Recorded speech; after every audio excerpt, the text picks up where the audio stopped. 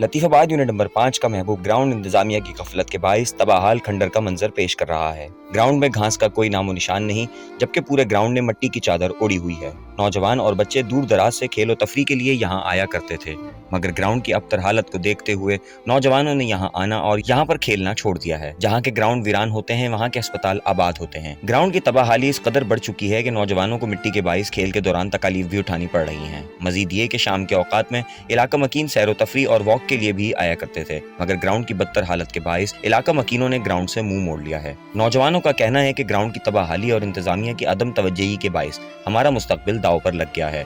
हमें तालीमी सरगर्मियों के साथ साथ खेल की सरगर्मियों को भी जारी रखना होता है ताकि हम अपने मुल्क का नाम रोशन कर सकें। लेकिन जिस तरह शहर हैदराबाद के सरकारी स्कूलों की हालत अबतर है, इसी तरह शहर के मुताद्दिद ग्राउंड्स भी इंतजामिया की नाअहली की जद में आकर तबाही के दहाने पर आ खड़े हुए हैं। उन्होंने जिला इंतजामिया से पुरजोर अपील की कि जल्द ग्राउंड की मुरम्मत करवाई जाए और उन्हें खेल के लिए ग्राउंड दोबारा पुरानी हालत में बहाल करके दिया जाए, ताकि वो खेल की सरगर्मियों में नुमाया किरदार अदा करके अपने मुल्क का सरमाया बन सके।